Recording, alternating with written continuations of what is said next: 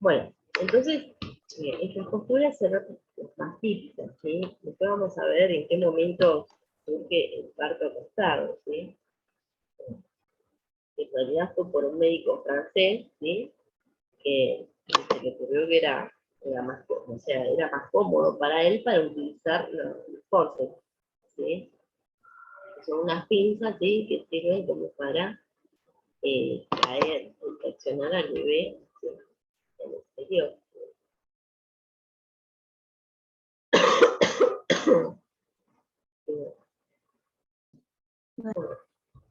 Entonces, bueno, ahí se dejó de aprovechar la fuerza de la gravedad para que el bebé salga.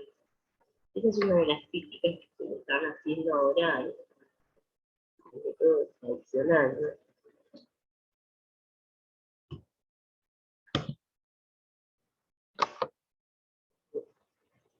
Bueno, la aparición de la cesárea sí surgió con los egipcios hacía un tiempo, sí, pero con la madre muerta y el bebé muerto, ¿sí?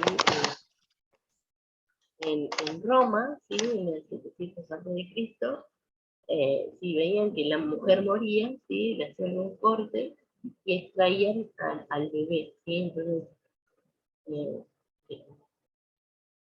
veía, bueno, si no había nada que hacer por la vida de la madre, ¿sí? Se intentaba preservar la vida del bebé, ¿sí? Entonces, las abrían y la sacaban al bebé, a veces, ¿no? Porque si ya la madre no estaba respirando, era difícil que el bebé siguiera conmigo.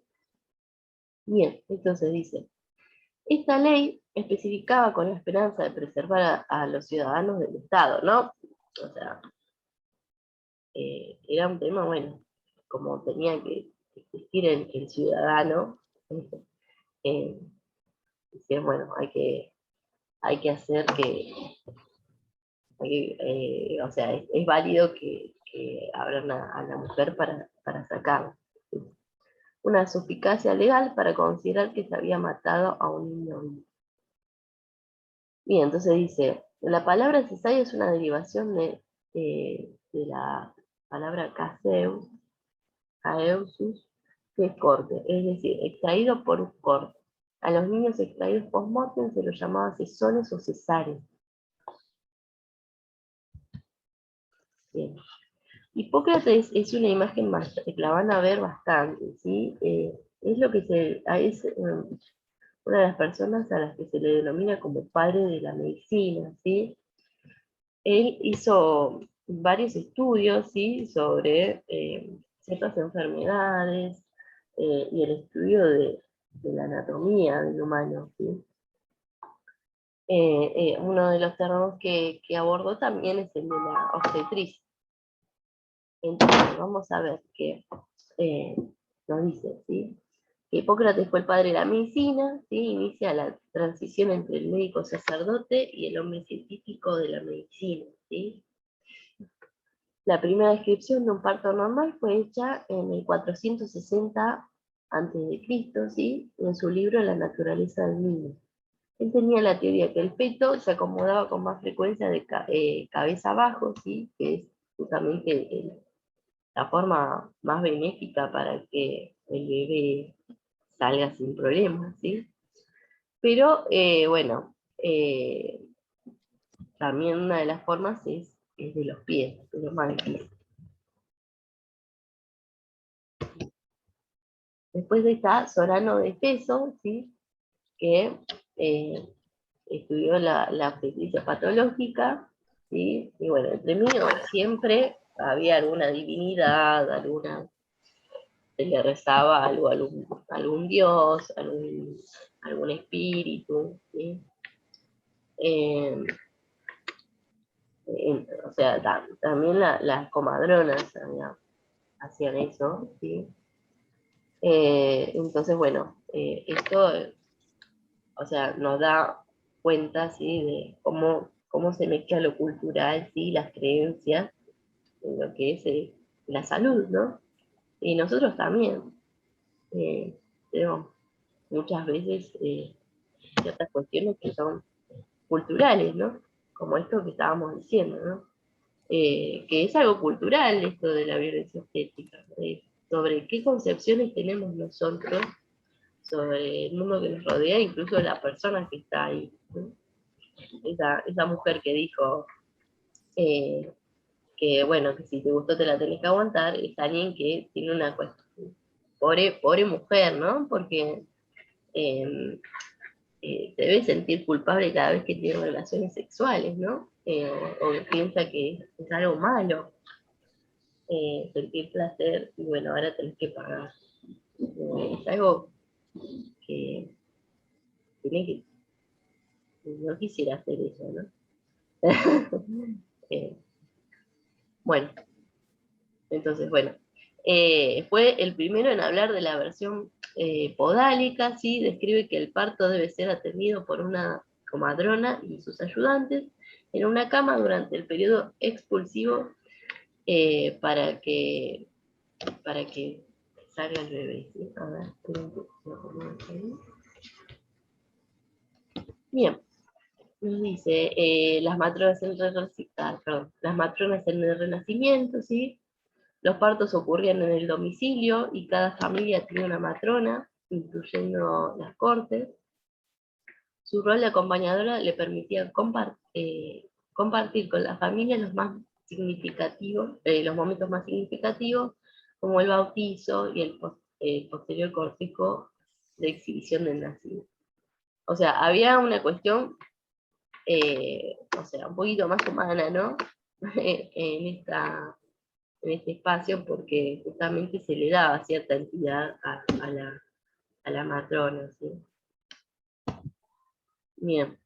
Perdón, Sí, Constanza, a diferencia de lo que pasaba en la antigüedad, por lo que había leído ahí en el texto que mandaste, sí. que eran perseguidas por la iglesia y eran consideradas brujas. Claro, eso Eh, después, o sea, como que cambia el rol la iglesia, empieza a detectar claro. que eran peligrosas, porque tenían mucho conocimiento de la herbolaria, ¿sí? De lo que, Mm, o sea, bastante conocimiento de lo que, o sea, habían cosas que las utilizaban mal, ¿no? Obviamente, pues, o sea, la farmacología empieza a tener más conocimiento a partir de la invención de la química, ¿no? Pero claro. tenían un gran conocimiento de la herbolaria y, bueno, también había una mezcla también de ritos religiosos en estas cosas. Pero lo más peligroso para la iglesia era que hacían un control poblacional, ¿sí? Tenían Exacto. el conocimiento para justamente eh, a- hacerlas decidir a las mujeres si querían o no tener hijos, ¿sí? Entonces, hacían abortos, ¿sí? En ese momento no había ningún tipo de control poblacional, era o tenías sexo o no lo tenías, ¿O ese era no? el control. Y anda a decirle a un hombre de nacimiento que no querías tener relaciones, se cagaban a palo. No, no, Entonces, olvídate, sí. entonces porque querías esperar un poco para tener un hijo, o sea, no estabas cumpliendo con tu rol femenino, ¿no? No, Imagínense en esa época pensar en el placer sexual, ¿no? Tenías que pagar por el pecado original. Entonces, bueno, si aún hoy, ¿no? Con todo el conocimiento que hay, a ciertas mujeres les cuesta eh, sentir placer sexual, imagínense en ese momento, ¿no? Normalmente acudían a las comadronas, ¿sí? Porque habían sido violadas, ¿sí? Entonces no querían tener un hijo fruto de una violación o de eh, una relación que no estaba basada en el casamiento, ¿sí? Entonces, bueno, había cierta presión social con respecto a eso. Entonces, bueno, se empiezan a perseguir a estas mujeres y las empiezan a matar. Entonces hay como una época oscura en donde se pierde un montón de información con respecto a esto.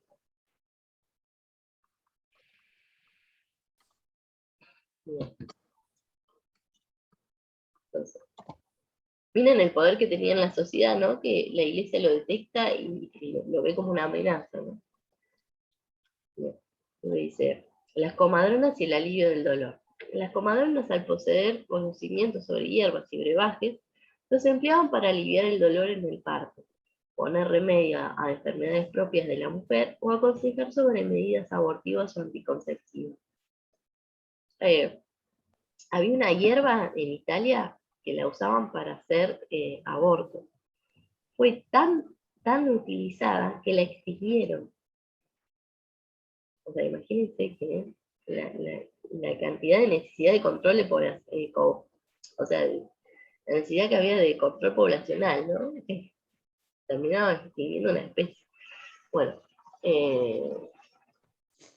sino que, bueno, estaban en épocas también bastante duras, en donde la población estaba siendo diezmada por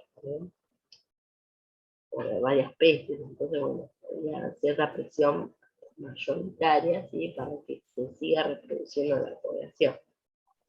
Entonces, bueno, también estaba eso en juego y empezaron a prender fuego a la comadrona.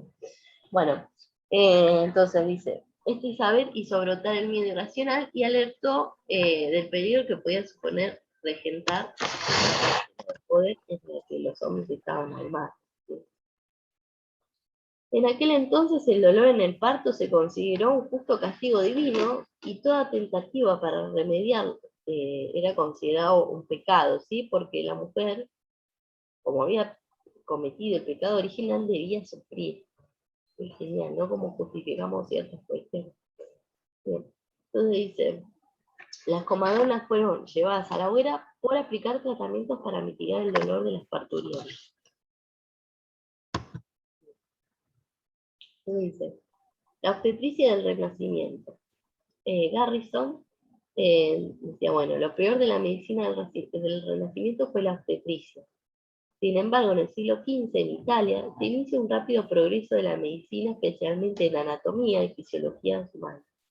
Maestro de esta escuela, Basalio, Eustaquio, Falopio, les debe sonar, ¿no? Eustaquio, Falopio, Falopio, bueno, las trompas de Falopio. Y la trompa de Eustaquio. Claro, la trompa de Eustaquio son los que las encontraron, ¿no? Fabricio, Arancio, quien descubrió el útero grávido y su contenido durante el embarazo.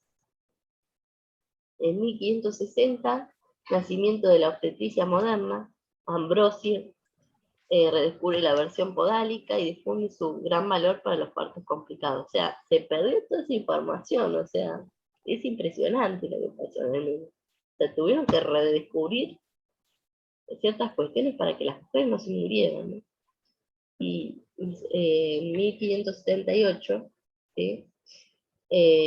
William Harvey empieza con algunas escuelas italianas, ¿sí? Y escribe sobre la circulación de la sangre con un capítulo dedicado a la fisiología del parto y otras sobre membranas fetales y placenta. La obstetricia en la Edad Moderna, ¿sí? En 1613, Alemania, ¿sí? Se realiza una recopilación de todo el material existente hasta entonces, o sea, se tienen que dar a la recopilación de encontrar lo que había quedado de las quemas, ¿sí? Y en 1647 Peter Chamberlain hace el primer forceps, ¿sí? Demostrando que la obstetricia de él y su padre era superior, pero estaban desprestigiadas por querer incorporar a su institución a las comadronas de aquel entonces. O sea, acá se dan cuenta, ¿no? Que hay una cuestión de, bueno, no es solamente conocimiento, ¿sí? Sino que hay mucho de cómo nosotros entendemos que es un profesional de calidad. O sea, no querían dejar que, o sea, no lo terminaron de meter a las comadronas porque los desprestigiaban nosotros, ¿sí? Bien. Entonces dice, continúo. En 1668, ¿sí? François Marisel Publica un tratado de obstetricia y se adelanta a todas las obras de su tiempo. La influencia de la escuela obstétrica francesa, ¿sí?, liderada por él, se produce esto del parto horizontal inducido, ¿sí?, que es lo que nosotros normalmente vemos, ¿sí?, se acuesta en la mujer. Entonces dice, la posición horizontal facilitaba las intervenciones médicas como el uso del forceps, ¿sí? O sea, esto tiene que ver más como una comodidad de acción del médico, ¿sí? Pero no es algo que sea natural. Entonces, los hombres como parteros. A partir de la Edad Media, especialmente después de los siglos XVII y XVIII, los hombres comenzaron a entrar al cuarto donde la mujer daba a luz. La cirugía fue incorporada a la medicina y el parto pasó a ser estudiado como mecanismo físico. En la corte francesa, los hombres empezaron a atender a las mujeres en el embarazo y partos normales, y también en la corte del hombre. Desde ese momento, los conocimientos sobre obstetricia comienzan a progresar rápidamente. Bien, después dice, se empieza a enseñar obstetricia. Sí, estoy tratando de saltearlo, así no se les hace. Se publica el primer libro donde se explican las reglas para utilizar el forceps, ¿sí?, para medir una pelvis normal y una estrecha.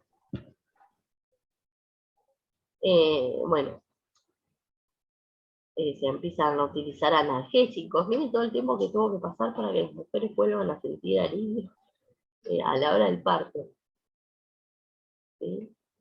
Y bueno, se descubren la presencia de estreptococos en la fiebre puerperal, ¿sí? Lo que pasaba es que los médicos, ¿sí?, hacían sus prácticas hacia con los muertos, los tocaban, los abrían, los tiraban, ¿sí?, hacían las autopsias, y sin lavarse las manos iban a hacerle los tactos a las mujeres, ¿sí?, porque no se tenía conocimiento de que existían las bacterias. Entonces se les moría la mitad de las mujeres en el hospital. Entonces las mujeres no iban al hospital a tener a los hijos, iban con las comadronas,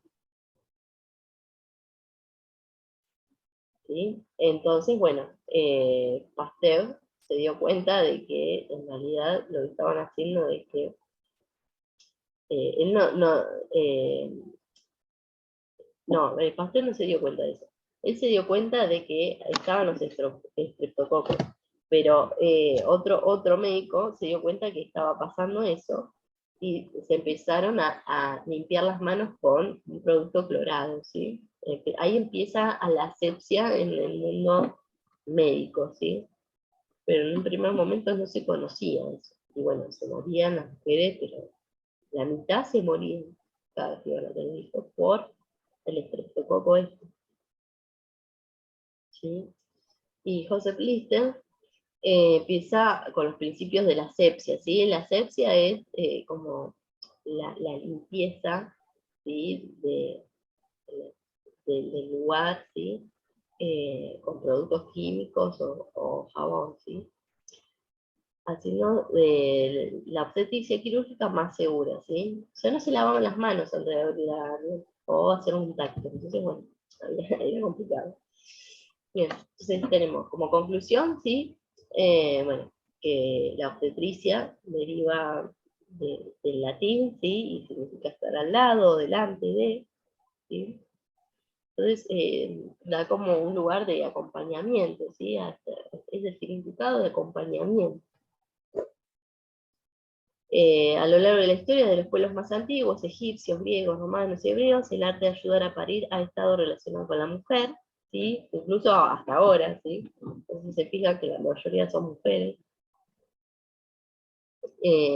Las parteras de entonces eran mujeres autodidactas, ¿sí?, ejercían el arte de la obstetricia siguiendo las normas empíricas recibidas por la tradición oral, a través de las parteras más antiguas y de su propia experiencia. Los primeros avances de la obstetricia se deben a Sorano de Feso, llamado el padre de la obstetricia, quien escribió el arte obstétrico, el libro del arte obstétrico. ¿Sí? A ver, bien. Sí, no hay problema, Ana, yo estoy grabando. ¿Sí? Dice, en la Edad Media se describe una época de retroceso cultural, ¿sí? En donde, bueno, ya sabemos que hay un montón de mujeres con grandes conocimientos sobre esto. La atención obstétrica ha tenido gran trascendencia en esta sociedad, pero la consideración recibida no ha sido siempre la misma. Bueno, con respecto bueno, el rol que se tiene con esto, bueno, hay respeto, rechazo, miedo, o sea, hay un montón de cosas que han ido mutando con el tiempo, e incluso ahora hay sentimientos encontrados con respecto a eso. ¿Sí? Si la gran experiencia de las mujeres se le hubiera sumado el estudio, hubieran sido las verdaderas protagonistas del desarrollo del obstetrismo. Pero el acceso a la ciencia estaba reservado al varón, al cual la mujer estaba supeditada, supeditada. A pesar de eso, muchas comandantes, principalmente francesas, que sí supieron distinguirse y perfeccionar sus conocimientos del arte y la ciencia en la partería. O sea, ha tenido un rol la mujer, pero a pesar de la violencia que ha habido contra ella, ¿no? Bien. Entonces vamos a hablar un poquito de la violencia obstétrica, ¿sí?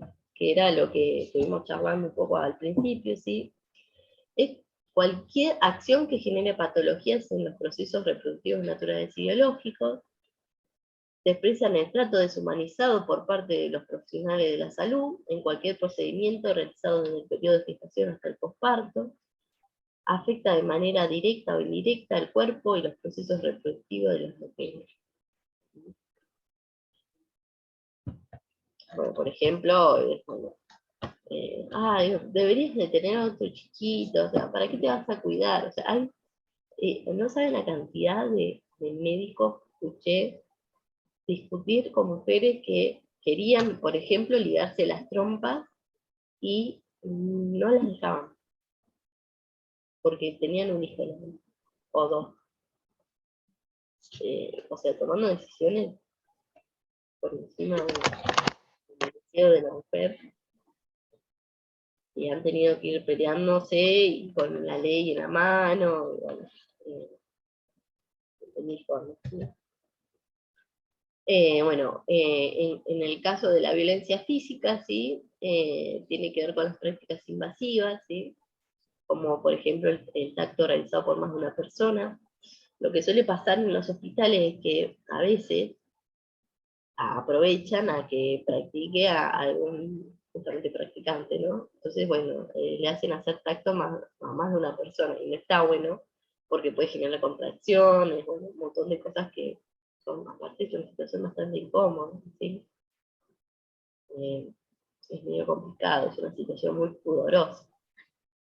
La episiotomía de rutina, ¿sí? Sin considerar si realmente la mujer la quiere o no, ¿sí? Esto es lo que estábamos hablando, de que se aplica de rutina, es supuestamente para que no se produzca un desgarro mayor, ¿sí? Pero bueno, hay ciertas cuestiones de que, como que hay algunas personas que no lo consideran que tiene, que es beneficioso, ¿sí? Para la mujer, algunos dicen, bueno, preferible que se desgarre antes que cortarlo, ¿no? Entonces, hay un tema bastante controversial. El legrado uterino sin anestesia, ¿sí? Es el raspado, ¿sí? Del útero. La cesárea sin justificación médica, ¿sí? Bueno, ahí hay una cuestión bastante importante, porque muchas veces se aplica la cesárea por aplicarla, ¿sí? Para justamente también no soportar el ritmo natural de lo que llevaría un parto normal, ¿sí? O incluso, bueno, si ven que se les complica un poquito, ya enseguida quieren meter la cesárea. Pero bueno, hay casos que, a pesar de que esté complicado la situación, se puede seguir con un parto normal. Por ejemplo, mi mamá con mi hermana menor, mi hermana tenía triple vuelta de cordón, y sin embargo tuvo un parto normal porque justamente una de las obstetras hizo un corte del cordón en el interior del útero, ¿sí? Bastante jugado, ¿sí? No les voy a decir que no. Pero, sin embargo, respetó la decisión de mi mamá de exigir un parto normal, ¿sí? Bien. Entonces, se suministró, bueno, el tema del suministro de medicación innecesaria, ¿sí? También, o sea, a veces, bueno, primero en un derecho, ¿sí? Un parto sin drogas, que ahora es un tema de sobre medicalización, ¿sí? O, por ejemplo, la aplicación de oxitocina antes de tiempo para adelantar el parto, ¿sí? Sin mediación con la mujer. Bien. Y después está el otro tipo de violencia, que es la violencia psicológica, ¿sí? Que es bastante común también, como la que nos contaba la compañera, que creo que hay un caso, creo que hay uno de los ejemplos en los textos que tenían que leer, que pueden leer, en el que justamente le dice, bueno, si te gustó, bueno, ahora te la tenés que aguantar, o sea, es bastante típico, ¿sí? Y ahí se da un montón de cuestiones, o sea, debajo de ese tipo de lenguaje hay un montón de cuestiones que se dejan ver, ¿sí? Las consideraciones que se siguen teniendo con respecto a la mujer en la actualidad. Bueno, con respecto a las burlas y críticas respecto al estado de la mujer, ¿sí? En esta situación, es bastante complicado. No está bueno que en situaciones vulnerables a uno encima lo gasten, ¿no? Bien. Bueno.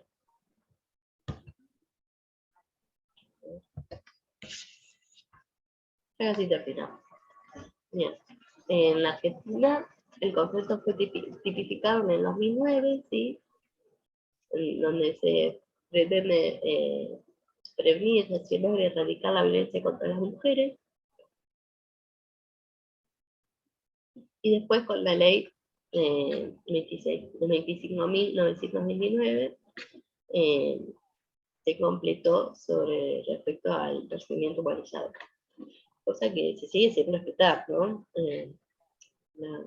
Hay que hacer un trabajo bastante interno. Eso no lo respecto respetan porque la mayoría de la gente no lo conoce, porque ponele yo, Claro. llego a quedar embarazada y voy y le digo, respetame la ley 25.929, me la van a tener Claro. que respetar. Entonces estaría bueno como concientizar a las pacientes de que tienen el Exactamente. derecho de estar acompañadas. Sí, sí, exactamente. Sí. Sí, eso también no tiene nada que ver con la anticoncepción ni con la concepción, pero sí es importante que conozcan sus derechos. Incluso cuando estamos hablando de la decisión, las decisiones con respecto a qué hacer después del parto, ¿sí? Si quieren, por ejemplo, ligarse las trompas, también es una cuestión de que tienen el derecho, ¿sí? Que, por ejemplo, los métodos anticonceptivos definitivos, hay mucha resistencia con los médicos a aplicar, no sé por qué. Sí, Carla, levantaste la mano, ¿qué necesitas? Sí, no quería interrumpir, No, no quería hay interrumpir problema. la clase, pero bueno. Sí. Bueno, por ejemplo, a mí me pasó algo, y, o sea, no hace mucho, hace poco, que, por ejemplo, yo tengo, bueno, mi ginecóloga de siempre, yo tengo 2 hijos, y bueno, nada, yo me había puesto un DIU como método anticonceptivo para no tener más hijos, porque cuando yo tuve mi segundo hijo, le dije al obstetra que por favor me ligara porque no quería tener más hijos.